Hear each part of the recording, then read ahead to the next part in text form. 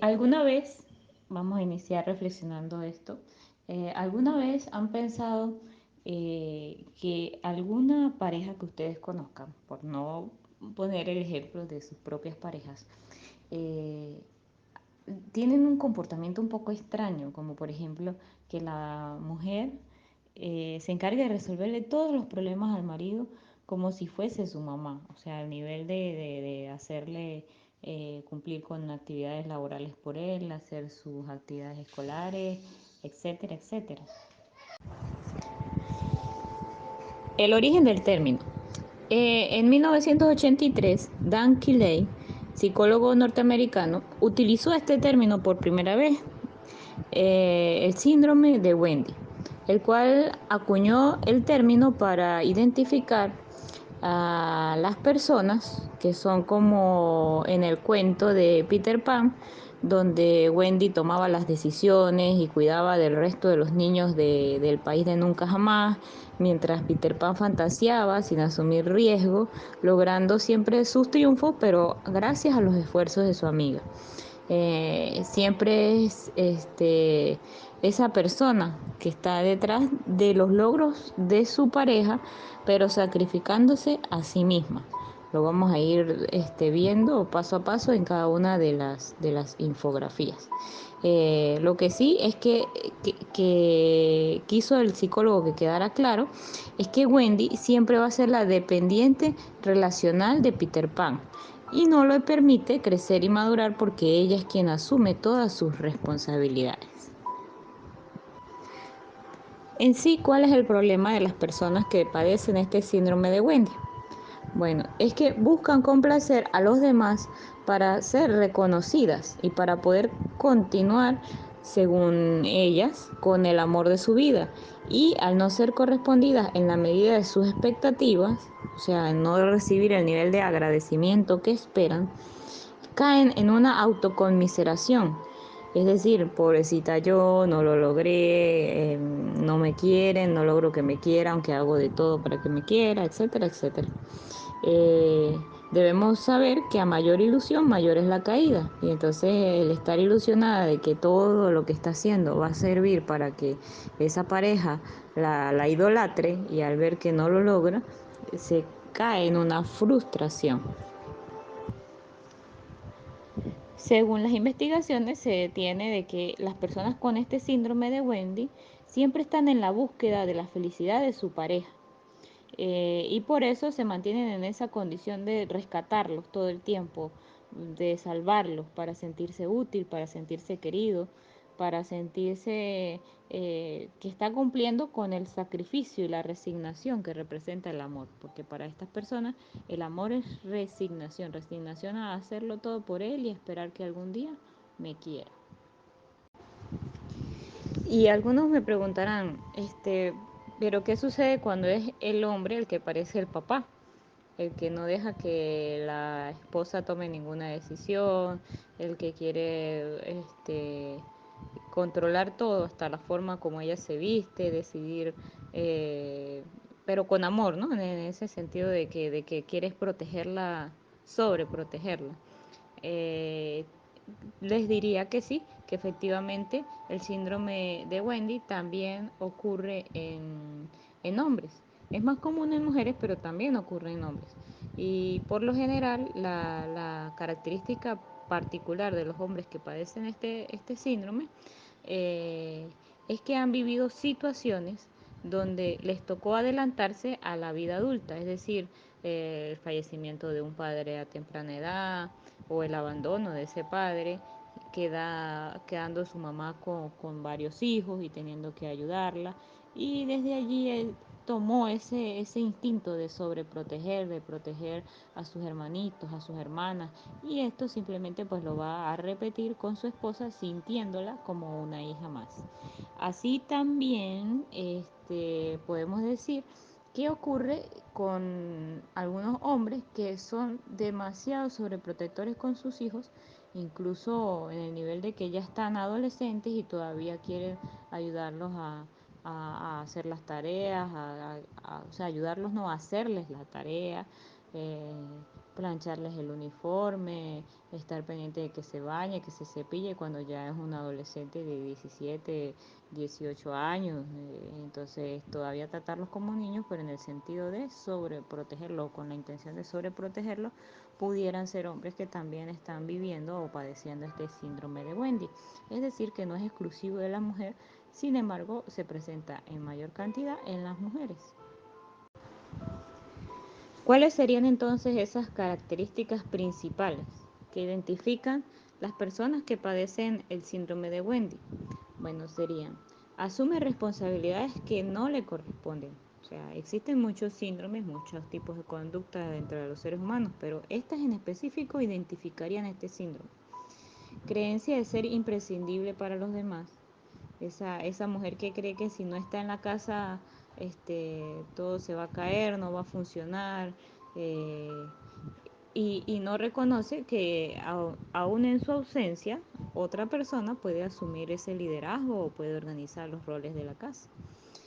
Incluso son personas que forman a los hijos así, de forma de que si ella no está, no sepan hacer nada, ¿sí?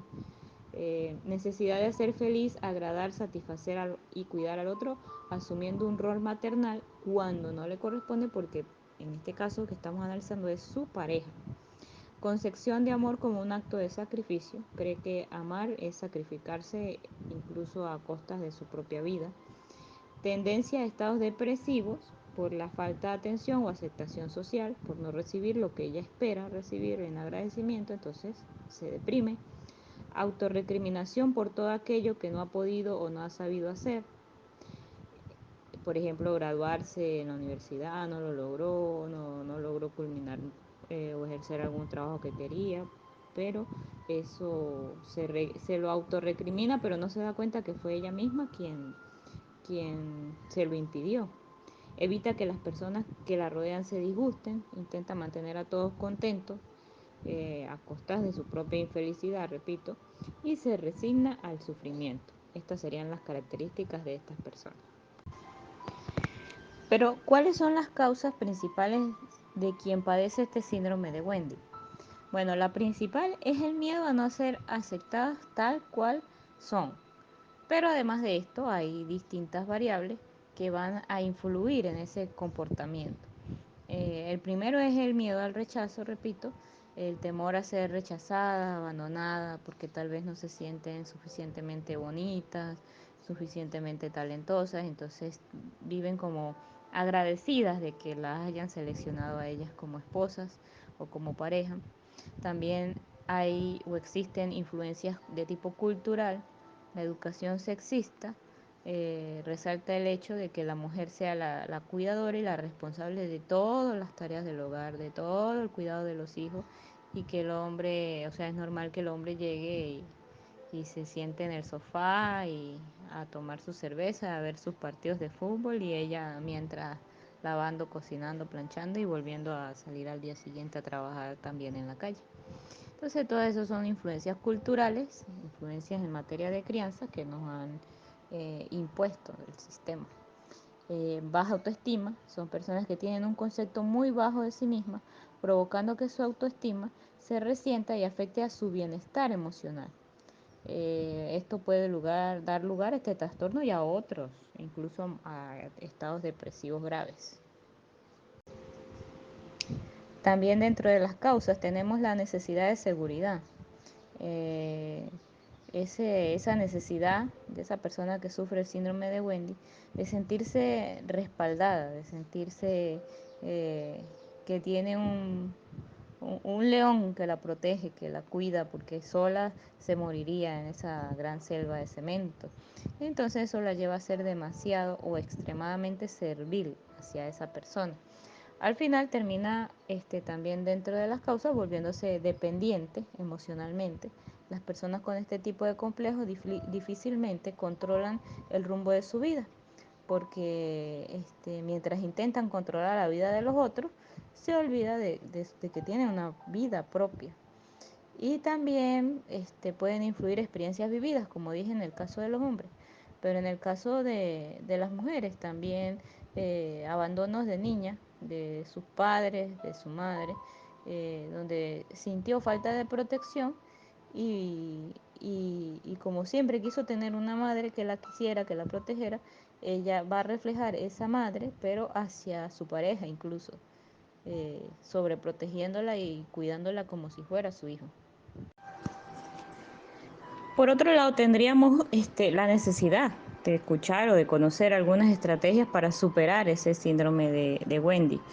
Bueno, el primer paso, como en todo proceso de trastorno de la conducta o de adicción o cualquier síndrome, cualquier problema que tenga que ver con el ser humano, el primer paso para resolverlo es aceptar que existe, admitir que hay un problema y tomar conciencia del mismo.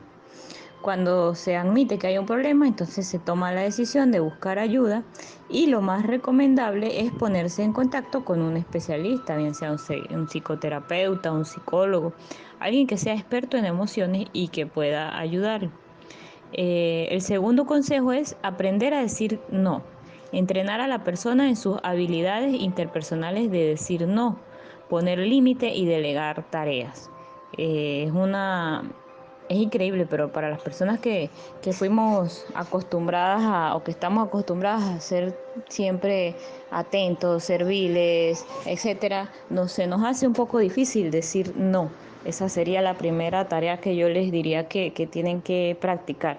Aprender a decir no, no puedo, hoy estoy ocupada, hoy no.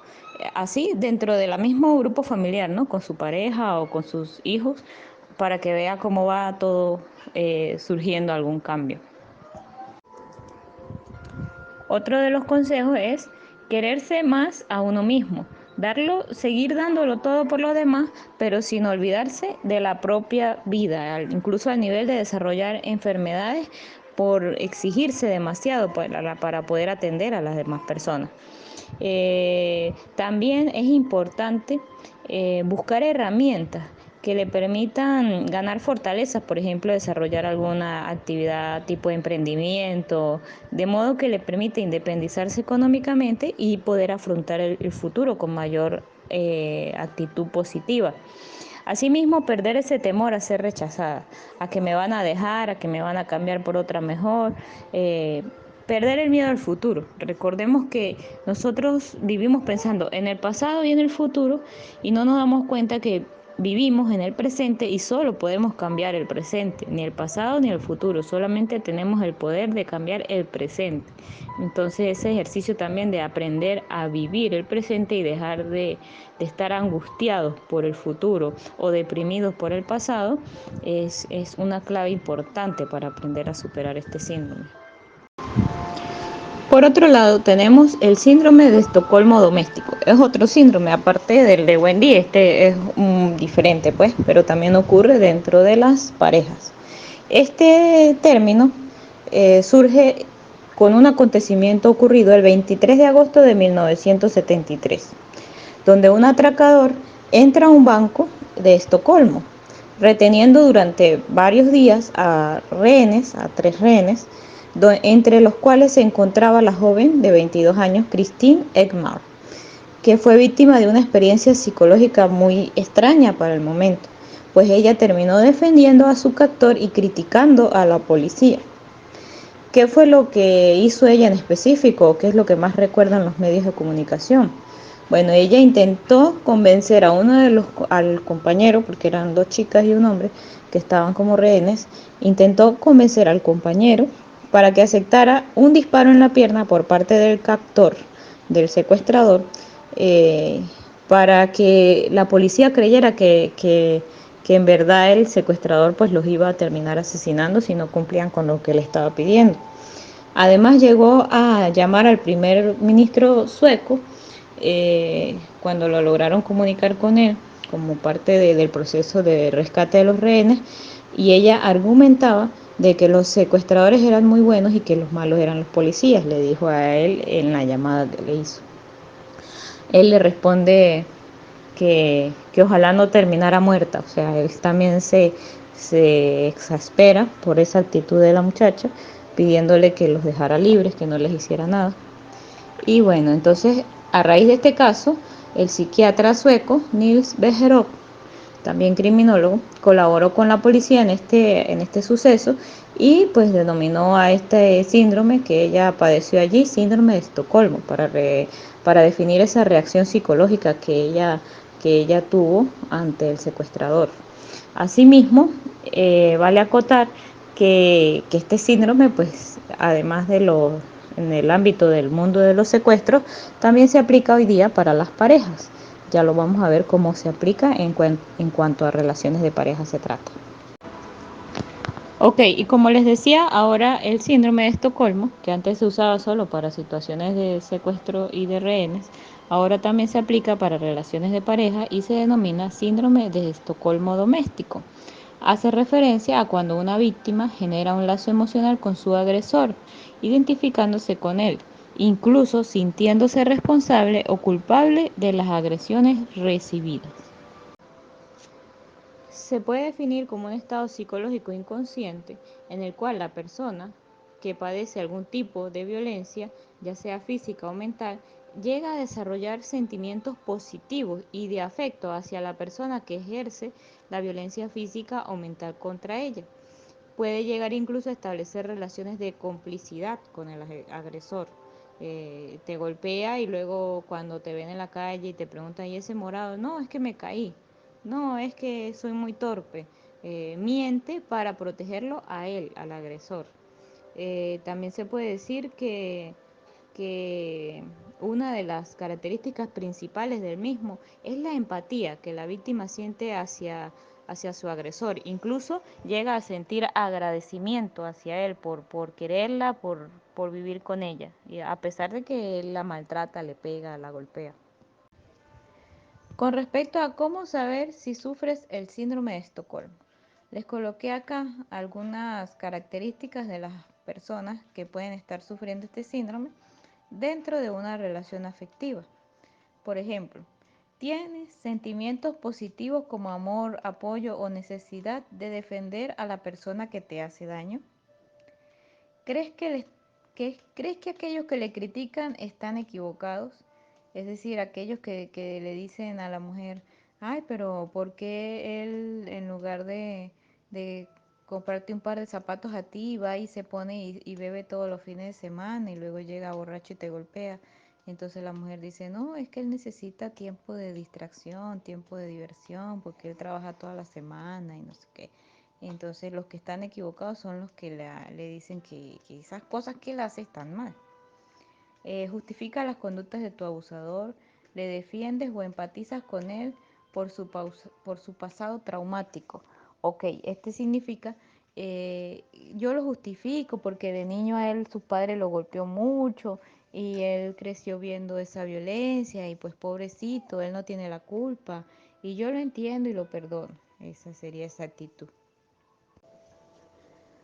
Otra de las características para identificar este síndrome de Estocolmo en las relaciones es que, por ejemplo, la relación es desigual y se basa en amenazas.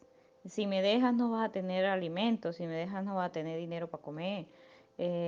Sientes que corres peligro y que existe algún riesgo de daños o pérdidas. Si lo dejo me va a quemar la casa o me va a romper mi ropa. Sientes que necesitas a tu abusador y que no puedes vivir sin él. Te culpas a ti del maltrato. No, es que es culpa mía porque yo no lo atendí a tiempo y entonces por eso él me golpeó. Tienes sensación de falta de control, de no poder cortar la relación aunque quisieras. Te aíslas, ya no tienes las mismas relaciones con amistades o con familiares. Te sientes anulada, perdida y desorientada y olvidas incluso secuencias de tiempo y a veces dudas si lo que pasó fue real. ¿Por qué? Porque la persona adapta su cerebro a olvidar ciertas cosas, ciertos sucesos, ciertos hechos, para beneficiar siempre la imagen que tiene de su agresor. A continuación quiero mostrarles unas caricaturas que podrán encontrar en internet, pueden encontrar muchísimas más, han hecho varias de ellas, pero en esta ocasión pues voy a mostrarles solo tres, sobre las princesas de Disney y cómo tienen cierta tendencia a sufrir el síndrome de Estocolmo, porque de cierta forma hay agresión por parte de esos protagonistas que diseñó Disney para formar y crear a nuestras niñas. Es importante que lo analicemos en casa con ellas. Podemos ver entonces que hay algunos elementos que distorsionan el equilibrio en la relación de pareja, bien sea por violencia, como en el caso del síndrome de Estocolmo, o bien sea por exceso de atenciones por parte de una persona que integra la pareja con respecto a la otra. Entonces, ¿cuáles serían los 6 elementos que pudiéramos observar para decir que una relación está siendo verdaderamente recíproca y justa?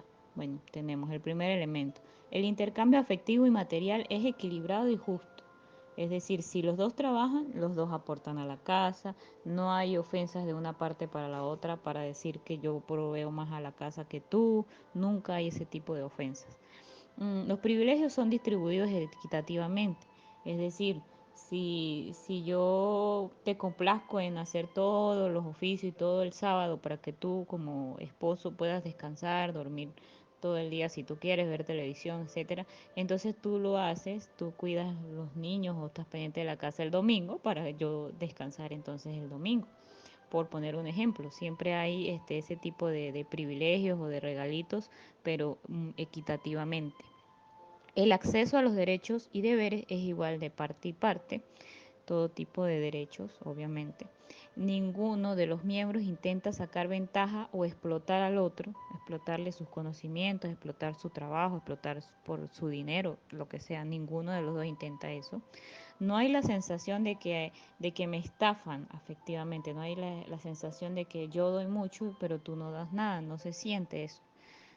No tienes que recordarle a tu pareja lo que necesitas, porque esa pareja siempre va a estar pendiente de proveer, bien sea desde un simple beso, un abrazo que se necesita cada mañana, hasta los alimentos, vestimenta, etcétera. Siempre están pendientes tanto el uno como del otro.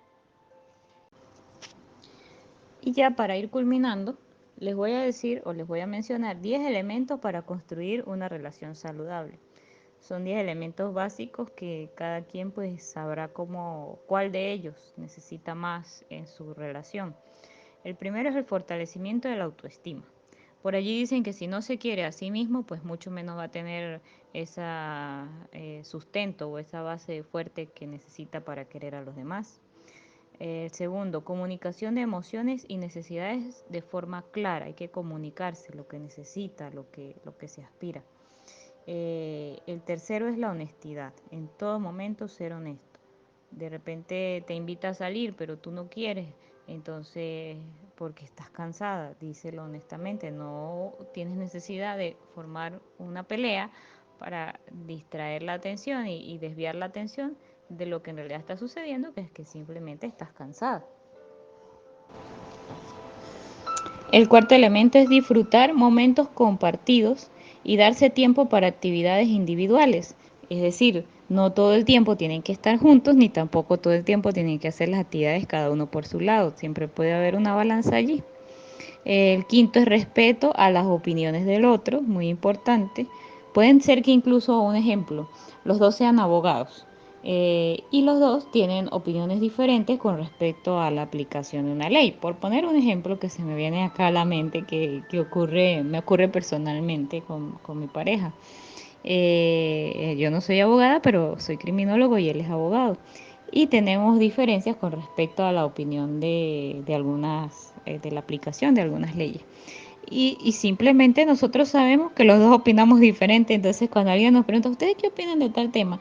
Y entonces yo le digo, bueno, yo opino que tal cosa, pero Jaime dice que no es así, que es tal cosa. Usted verá cuál de las dos cree o decide, pero nunca tenemos ese a querer imponer al otro que piense igual que yo, no. Siempre hay esa libertad de expresión y más cuando hay cierto nivel de conocimiento por ambas partes, entonces se respeta pues la opinión y las experiencias de ambas.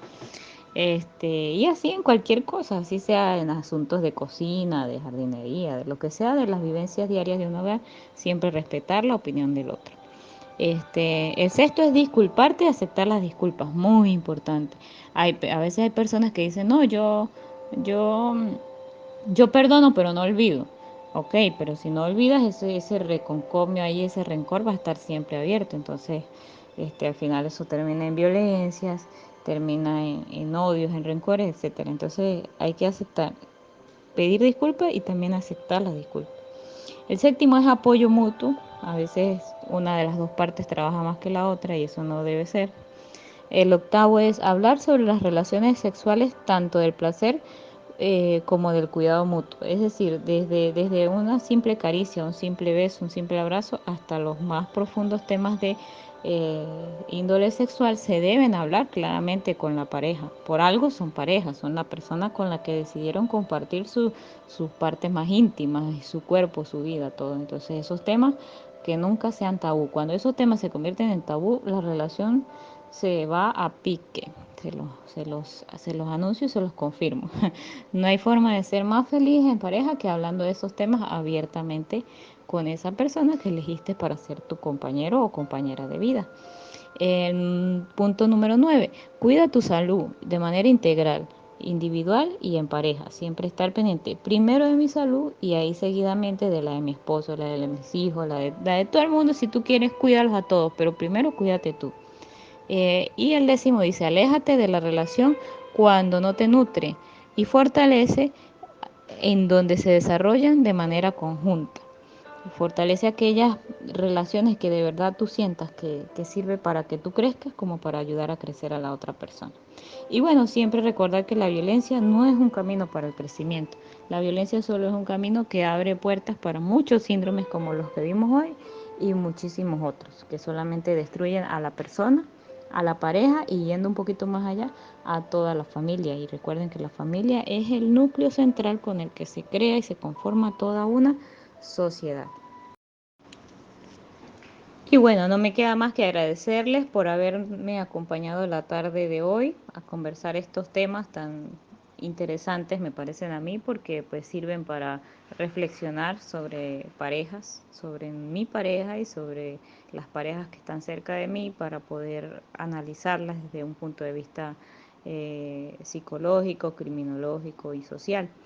Y bueno, invito a todas las personas a suscribirse a mi canal en YouTube para que puedan observar ponencias completas sobre estos temas de violencia de género y otros temas bastante interesantes.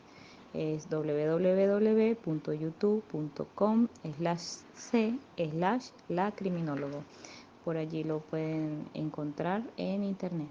Muchas gracias y nos vemos en una próxima ocasión.